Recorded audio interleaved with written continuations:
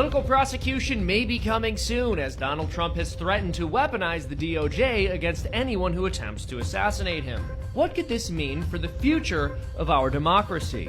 This is an attack against the media. Trump supporters are already alleging that we encouraged the brave hero who shot at him. Even though we've repeatedly told the public there is no room for political violence against the Nazi who is a living embodiment of all of our trauma. That's exactly right. It's another sick Semper Tyrannis attempt at endangering our lives with harmful rhetoric.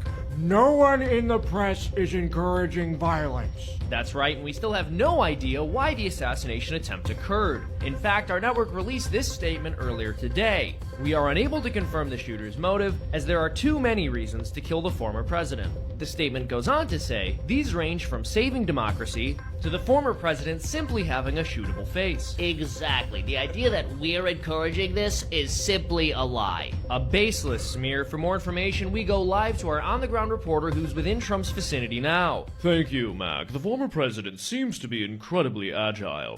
It's been characteristically difficult to pin him down.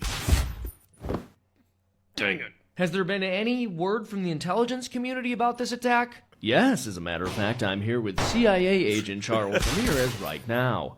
Charles, what do we know about the failed assassination attempt? Well, Bill, we've been aggressively investigating the assassination attempt, but we still haven't been able to confirm why it failed. And what do the assassin's motives appear to be? Why did he do this? Why does anyone do anything? It hardly seems an appropriate expenditure of tax money to ponder the inner workings of a man's heart. Especially when Dostoevsky has already written about it so extensively. Exactly. Again, whoever is trying to kill me must face severe penalties. That was former President Donald Trump with an absolutely dangerous and irresponsible attack on our three-letter agencies. Trump's condemnation of his attacker truly sets a dangerous precedent. Absolutely tragic. And what's to be done about it? We go to our election expert for more answers now.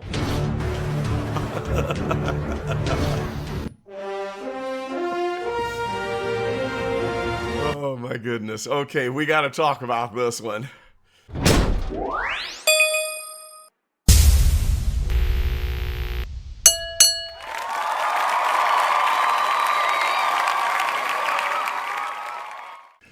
All right, what's up, everybody? Carlton Flowers here with the Go Political channel. And today we've got to discuss the hysteria that is going on after we all voted in the 2024 election. But this cartoon kind of sums up everything for me, because it seems like the media, the three-letter agencies, it seems like they're just kind of gaslighting us.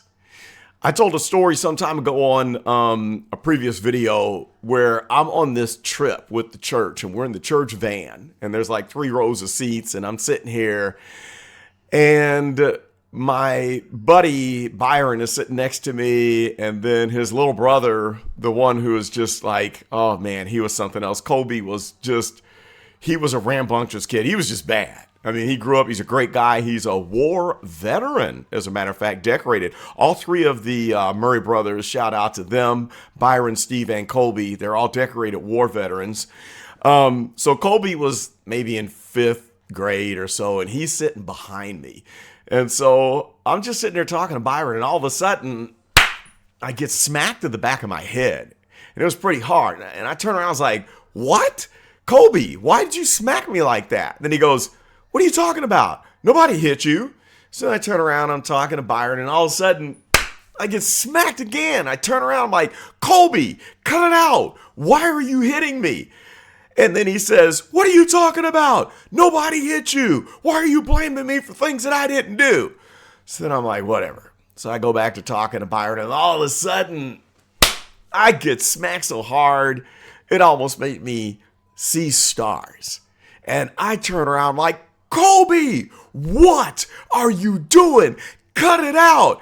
And he just raged, why do you keep blaming me? I didn't do anything. I didn't do it. And it actually made me feel bad. Now, I knew good and darn well that Kobe was smacking me in the back of the head. But he was incensed. He was outraged that I would dare accuse him of doing it.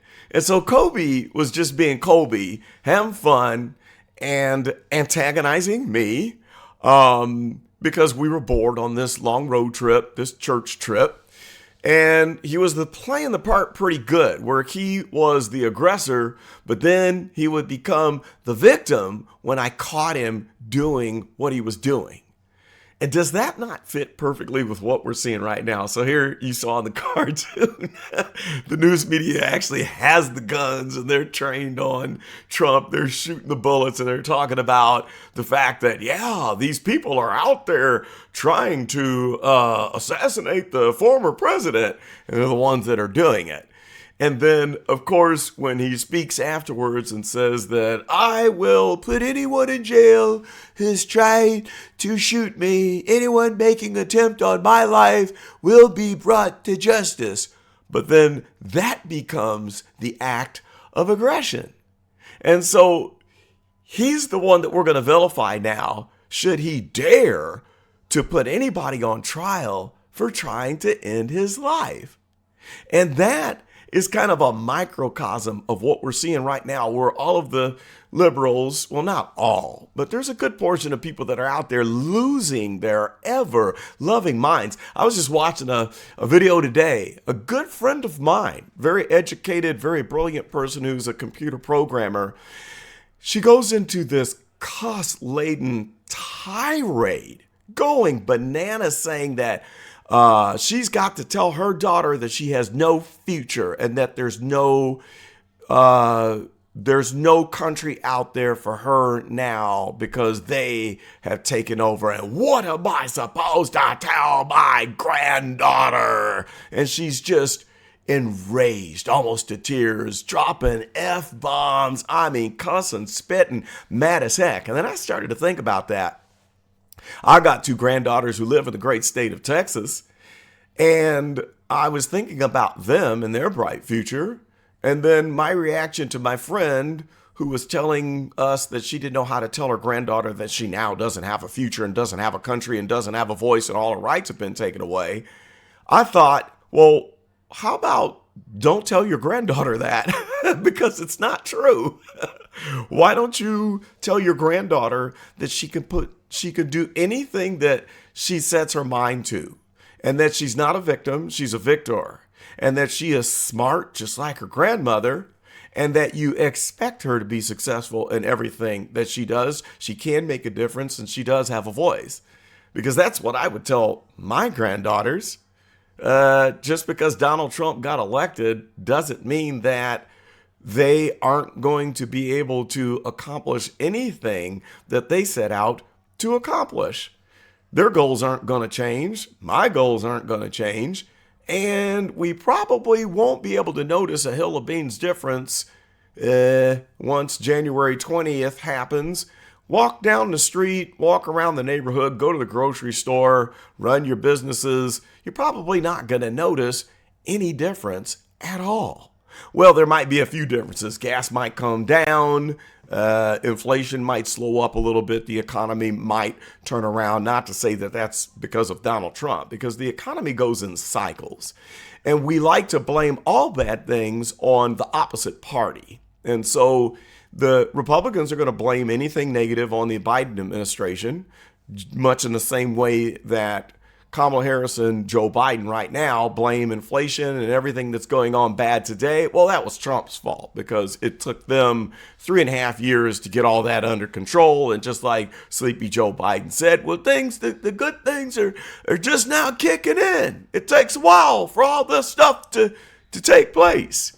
So that's kind of my prediction, that we're not going to see too much of a difference.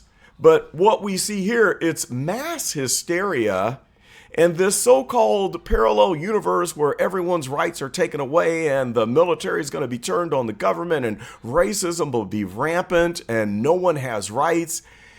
Well, that kind of exists only in the minds of those who believe that that is the case. because it doesn't exist in my mind, I probably won't see any of those things come to fruition in my world at all. But for the people that want to believe that this is now the end of the world, they're going to create that reality, even if it means that they're the ones that are causing it to happen. You know what I mean? So if it ain't the right that is causing it, the left is going to cause it themselves. If they have to pick up the munitions and break windows and have mobs in the streets, they're going to make that situation happen, much in the same way that they've worked themselves into a frenzy as they're crying, cussing, and having childish fits of rage and tantrums. This is like a 3-year-old having a tantrum, and it's gotten to the point where it's almost like a contest. A lot of the extreme leftist liberals are competing with each other to see who can be the most outraged, the most upset that they possibly can be. They're shooting their little videos so they can go viral on the internet with their outrage and their disgust that their candidate didn't win. And they want to paint the most bleak picture of anybody else that this is Armageddon. So I don't know what we can do to solve that. I just don't know. At first I thought that TDS was the big deal. I thought Trump Derangement Syndrome is the worst thing that we have to fight against, but it goes beyond that. I think it's kind of conservative derangement syndrome. It's beyond Trump. Now they think that the entire world is against them. But I hope it subsides. I hope people settle down, and I hope they realize that they're going to get up in the morning and go about their daily routine just like they normally do.